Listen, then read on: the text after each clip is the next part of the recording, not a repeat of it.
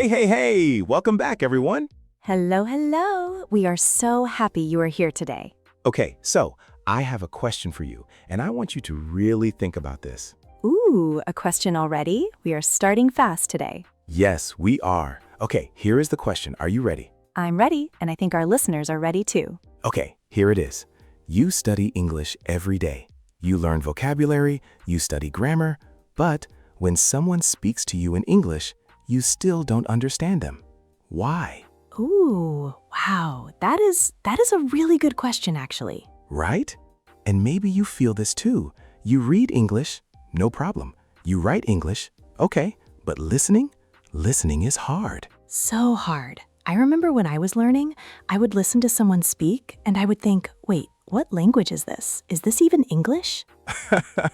Yes, exactly. Native speakers talk so fast. They use short forms, they connect words together, and it sounds like one big long word. One big, fast, confusing word. So today, we are going to talk about the fastest way to improve your English listening. And we mean the real way, not the boring way. Yes, no boring tips today, we promise. We are going to give you real advice, simple advice you can start using today. And we will talk slowly. We will use simple English, and we will explain everything clearly. So, stay with us. This video is going to change the way you practice English listening forever. Big words, Michael, big words. I believe it, Sarah. I really do. Okay, let's go. Okay, so let's start with the big question. Why is English listening so hard? Yes, because I think a lot of learners feel this. They study for months, sometimes years, and listening is still very difficult. Right, and it can feel very frustrating. You feel like, I studied so much, why can I still not understand? So Michael, tell us, why is it so hard? Okay, so there are a few reasons, and the first reason is very important. Ready? Ready. The way English sounds in real life is very different from the way English sounds in a textbook. Oh, say that again. That is important. Yes, let me say it again slowly. The way English sounds in real life is very different from the way English sounds in a textbook. Okay, so what does that mean exactly? It means this. In a textbook or in a classroom, English is spoken slowly and clearly.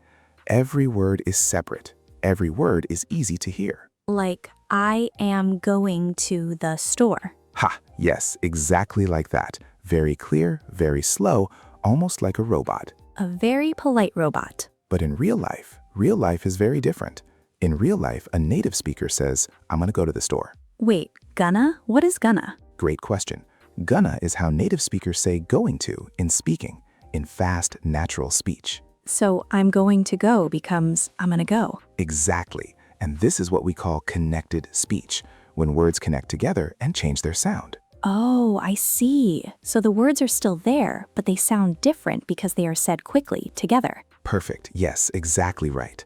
And this is one big reason listening is hard. You learn the words, but you don't recognize the sounds. Like, you know the word, but when you hear it fast, your brain says, what was that? Exactly. Your brain needs time to catch up because the sound is new, even if the word is not new. Okay, that makes a lot of sense, actually. So what are some other reasons listening is hard? Okay, so another big reason is accents. Oh yes, accents. English has so many accents. British English, American English, Australian English, South African English, Indian English. So many, and they all sound so different. They do, and if you only practice with one accent, then a different accent can feel like a completely different language. That happened to me. I learned British English at school. Then I watched an American movie and I thought, wait, this sounds different. Are they speaking English? Ha, yes, that is so common, and it is perfectly normal. So we need to listen to different accents too? Yes, and we will talk about that more in a moment. But first, there is one more reason listening is hard, and I think this one is very surprising. Oh, what is it? The problem is not always your English. Sometimes the problem is your brain. My brain? What did my brain do? Ha, okay, so here is what I mean. When we listen in a foreign language, our brain is working very hard. It is trying to hear the sounds, understand the words, find the meaning, all at the same time. Oh wow, that is a lot of work. It is, and sometimes the brain gets tired or nervous. And when you are nervous, you understand even less. Oh, that is so true. Like when I have to speak English with someone important, my brain just goes blank. Exactly. Because you are nervous, you feel more pressure, and that pressure makes listening harder, not easier. So what do we do about that? We practice in a relaxed way, and we will talk about that. But first, let's take a breath. Ha! Ha, yes, breathe everyone, breathe. Okay, so we know why listening is hard. Now, let's talk about how to make it easier, the fast way. Okay, so what is the number one tip, Michael? What is the most important thing? Okay, are you ready? This is simple, but very powerful. I'm ready. Listen every day. That's it? That's it. That sounds very simple. It is simple, but most people don't do it. They study English 2 or 3 times a week, maybe only on weekends. And then they wonder, why am I not improving? Ah, I see. So it's about being consistent, doing it regularly. Yes, consistent, every day, even a little bit, even just 10 minutes. 10 minutes, that is not a lot. No, and that is the point. You don't need hours. You need habit. You need to make English listening part of your daily life. Okay, so how do we do that? Because I know some people say, I don't have time. Right, and I understand that. Life is busy. But here is the secret. Use the time you already have. What do you mean? Okay, so think about your day. When do you brush your teeth? In the morning and at night. Perfect. That is 2 minutes. Listen to English while you brush your teeth. Oh, I never thought of that. When do you eat breakfast? Every morning, maybe 10 to 15 minutes. Perfect. Listen to English while you eat breakfast. Oh, wow. So I can listen while I eat, while I brush my teeth, while I walk, while I drive? Exactly. You don't need extra time. You just add English to the time you already have. That is such a good idea because sometimes people think, oh, to study English, I need to sit at a desk with a book and be very serious. Haha, yes, and that is not true. You can learn English while you cook, while you clean, while you exercise, Even while you relax. especially while you relax. Because when you are relaxed, your brain learns better. Okay, so listeners, hear that? Relax and learn English. That is your homework today. Haha, best homework ever. But wait, Michael, what should we listen to? Because there is so much content, so many options. How do we choose? Great question. And that brings us to the next tip, which is very important. Okay, so this tip is about choosing the right level of content to listen to. Ah, because I know some learners who watch very difficult TV shows in English, and they don't understand anything, but they keep watching. Yes, and that is not the best way to learn. Really? But I thought just listen to lots of English and you will improve. Well, it's more complicated than that. You see, if the content is too difficult, like 80 or 90% is unknown to you, then your brain cannot learn from it. You are just hearing sounds, not understanding. Oh, so it's not helpful if you understand nothing? Not really, no. It can actually feel discouraging. You sit there thinking, I understand nothing. This is hopeless. I have definitely felt that way before. Me too, actually. When I was learning Spanish, I tried to watch Spanish movies, and I understood maybe 3 words, and I turned it off after 10 minutes. So what is the right level? The right level is what we call comprehensible input, and this is a famous idea in language learning. Comprehensible input. Say that again slowly. Comprehensible input. Comprehensible input. Comprehensible input. Okay, what does it mean? It means input that you can mostly understand. Not perfectly, but mostly. So maybe you understand 70 to 80%, and the other 20 to 30% you can guess from context. Oh, so it's a little bit challenging, but not too hard. Exactly. It's like a stretch. You reach a little bit, but not too far. Otherwise, you fall. I like that. A stretch, not a jump off a cliff. Yes, don't jump off a cliff. Just stretch a little. So for our listeners, if you are B1 or B2 level, what should you listen to? Great question. Here are some ideas.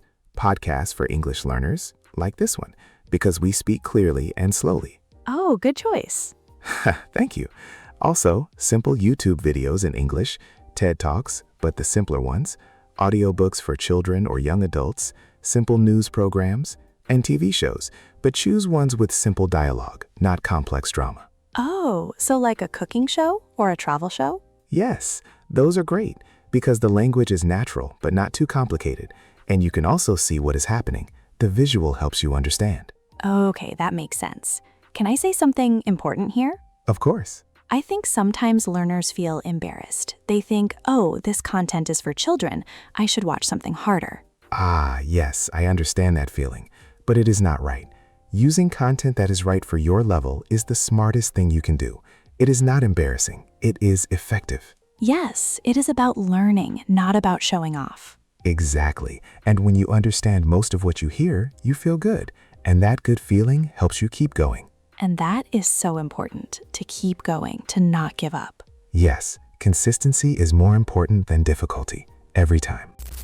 Okay, Michael, I want to talk about something that I think is very misunderstood. Oh, what is that? Active listening versus passive listening. Because I know some people who say, I listen to English for 2 hours every day, but they are still not improving. Ah, yes. This is very important, and it happens a lot. So what is the difference? Okay, let me explain. Passive listening is when you have English playing in the background, but you are not really paying attention.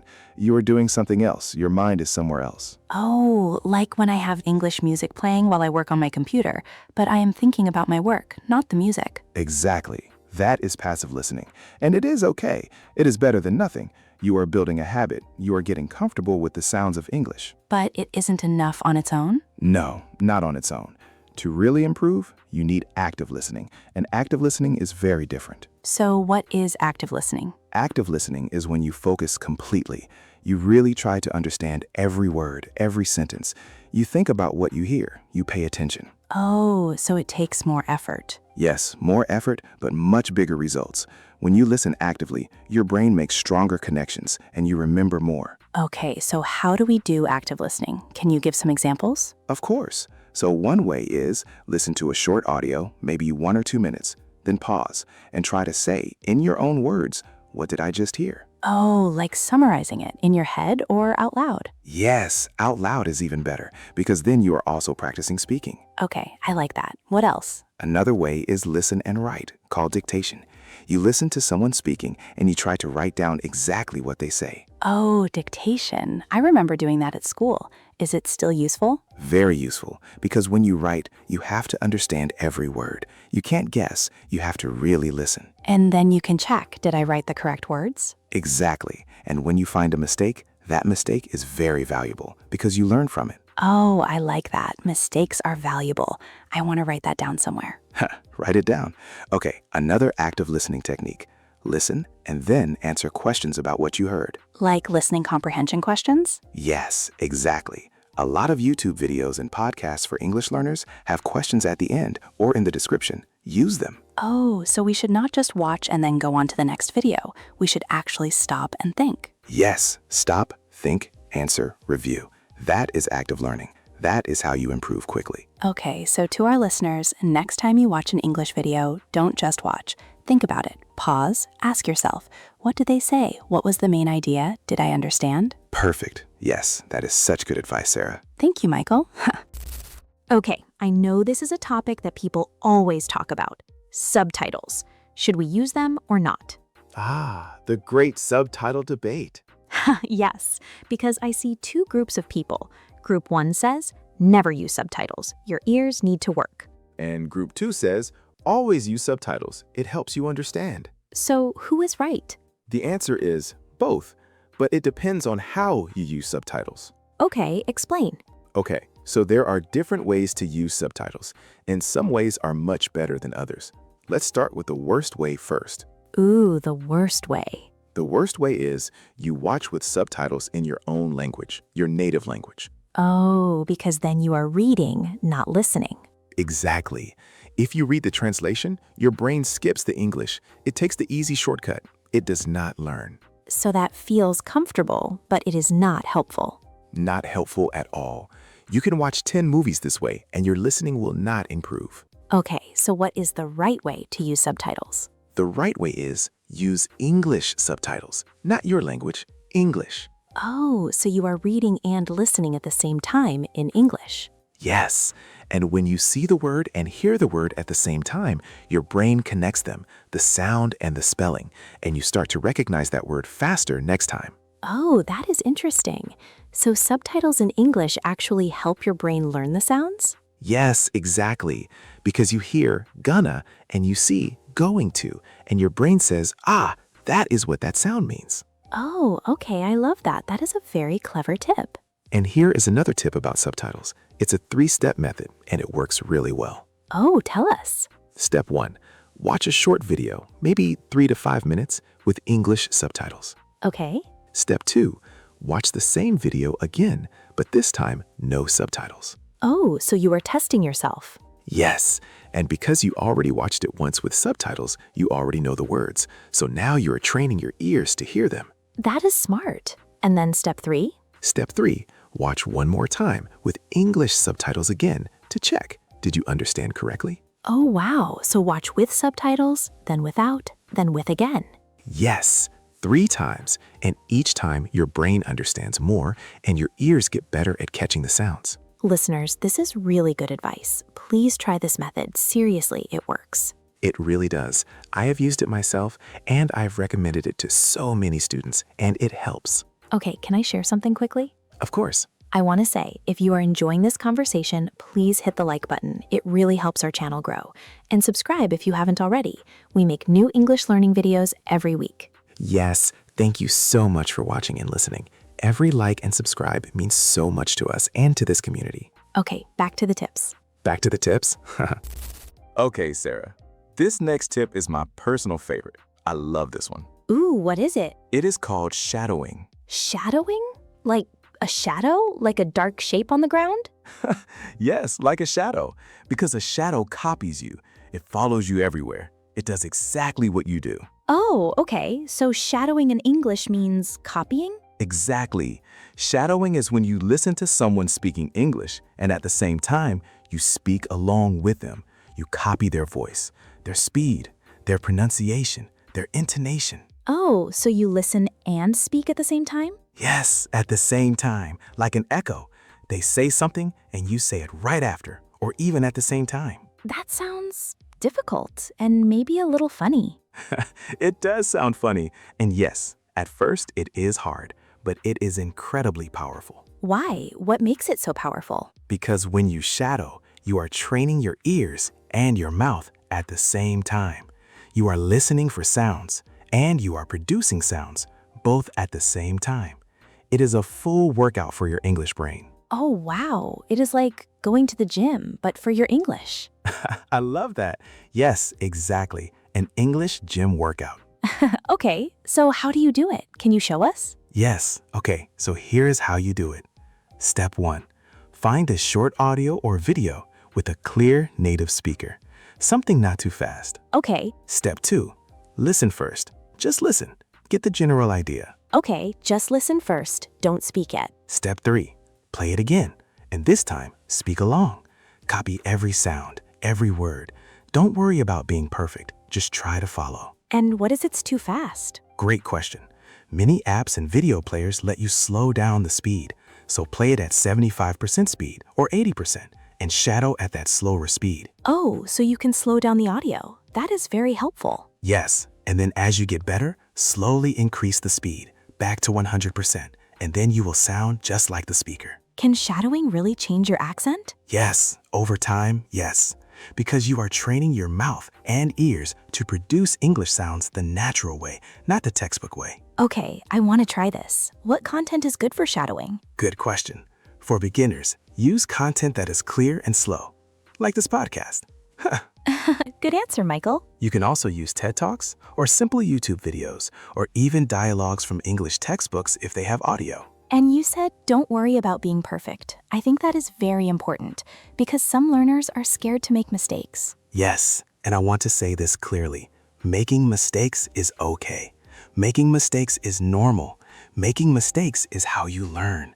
If you wait until you are perfect to practice, you will wait forever. That is so true and so important to hear. Thank you, Michael. Of course, no mistakes, no progress. That is my motto. I like that. No mistakes, no progress. Okay, so we talked about podcasts, we talked about shadowing, but what about TV shows and movies? Are they good for improving listening? Yes, absolutely. But again, with some important tips. Okay, tell us. So, watching real English content, real TV shows, real movies, real YouTube videos is amazing for listening because it is real, natural, authentic English.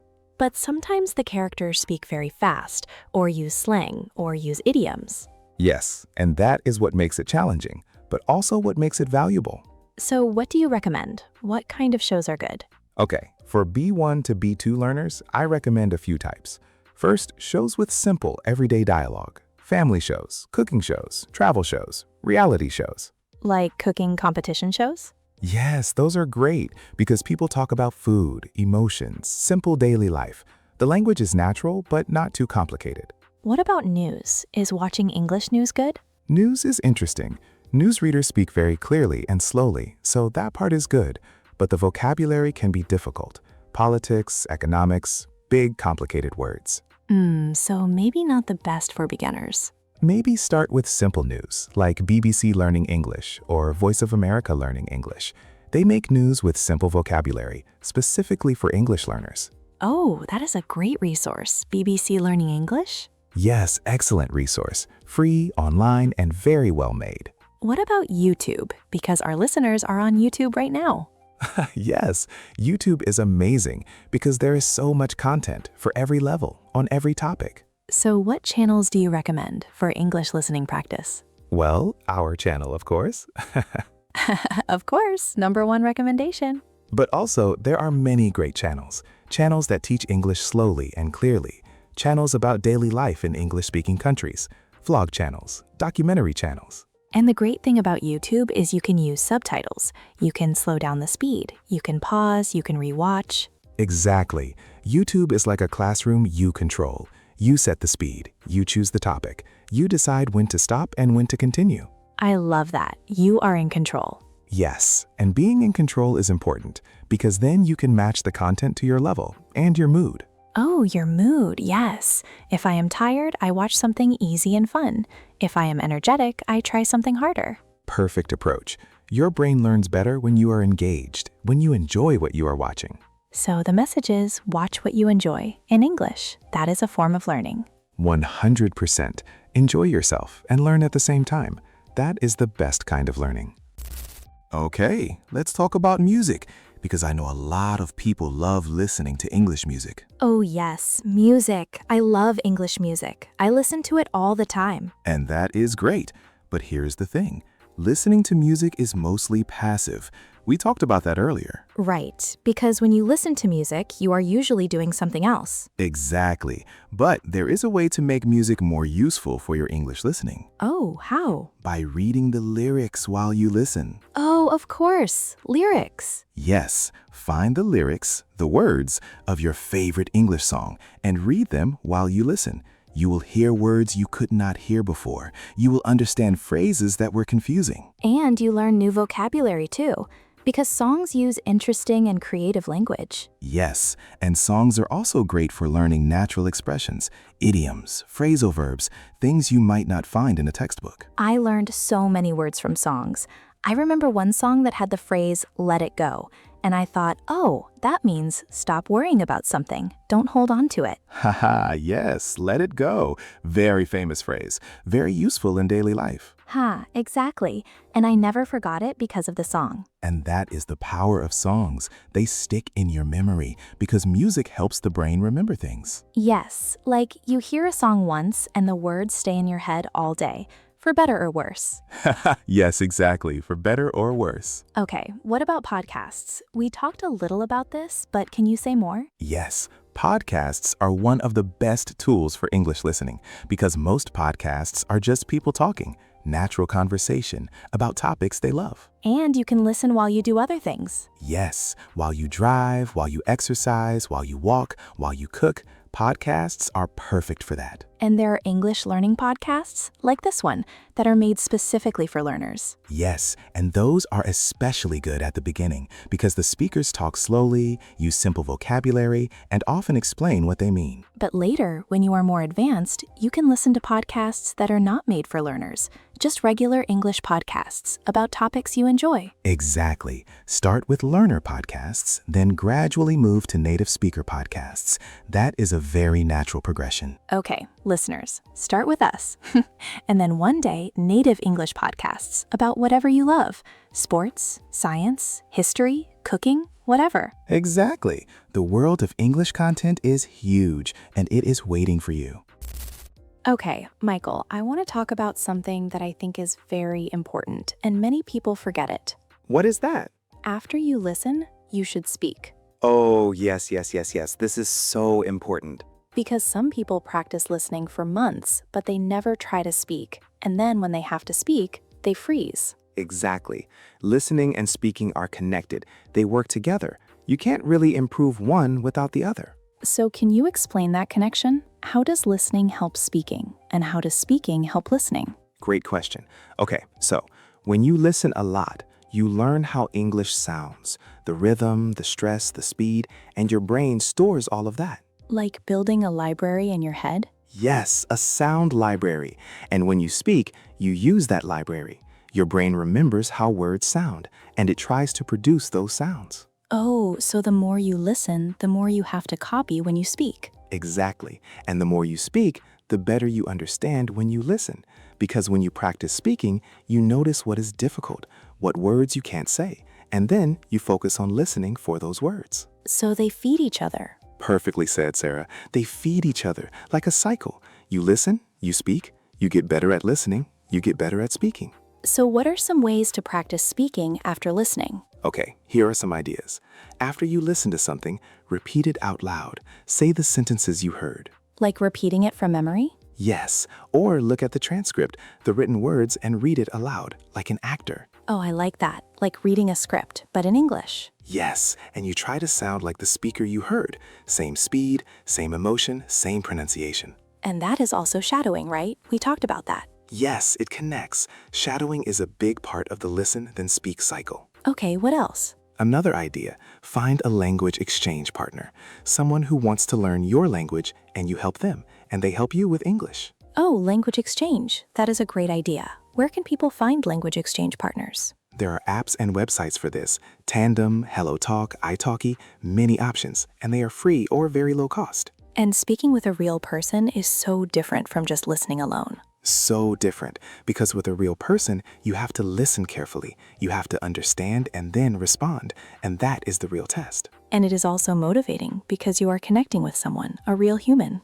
Yes, and they are patient because they are also learning. They make mistakes too, so you feel comfortable. Okay, I love that. So the full picture is listen, speak, connect, and keep going. Beautifully said, Sarah. That is it exactly. Okay, last big tip before we wrap up. And this one is powerful. Oh, I love this one. What is it? Create an English environment around you. Yes, this is so important because if you only use English when you study, that is not enough. You need to bring English into your everyday life. So what does that mean exactly? How do we create an English environment? Okay, so here are some ideas. Simple ideas, but very effective. Let's hear them. First, change the language on your phone to English. Oh, such a simple thing, but you see English words every time you use your phone. Yes, and you use your phone many times a day, so you are reading English words constantly without even trying.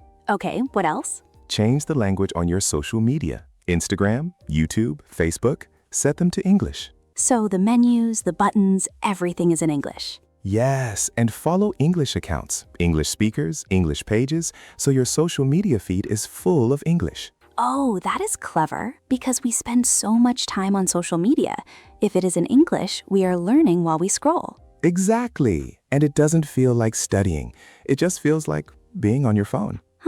Okay, what else can we do to create an English environment? Put English sticky notes around your house, on the refrigerator, on the mirror, on the door. Oh, with vocabulary words or phrases? Yes, write words you want to remember and put them somewhere you see every day. Every time you look at that word, your brain remembers it. That is so simple and so effective. And another idea? Think in English. When you are alone, try to think in English. Narrate your day in English. Oh, like, I am making coffee now. The coffee smells good. I am happy. Yes, exactly like that. That feels a little funny at first, talking to yourself in English. It does, but it is incredibly powerful because you are practicing English without a phone, without a book, without anything, just your brain. And if you don't know a word, you notice it, and then you look it up later. Exactly, that is a great point. When you try to think in English and realize, I don't know the word for this thing, that is valuable because now you have a reason to learn that word. Because it is your word, something you needed, not just a word from a textbook list. Beautifully said. Personal vocabulary is the vocabulary that sticks. Okay, so to summarize the environment tips, change your phone language to English, follow English content on social media, put sticky notes around your house, and think in English when you can. Perfect summary. And I would add one more. Watch at least a little bit of English content every day. Even 5 minutes. Make it a habit. Yes, make it a habit. Make English part of your life, not just part of your study time. And slowly, slowly, slowly, you will notice something. English will feel less foreign, less scary, more natural. And that is the moment when real progress begins. Exactly. When English feels like something that is just part of you. Okay, wow, we covered so much today. We really did. Let's do a quick review because repetition is the mother of learning. Ha, the mother of learning. I like that. Okay, so tip number 1, listen every day, even just 10 minutes. Make it a habit.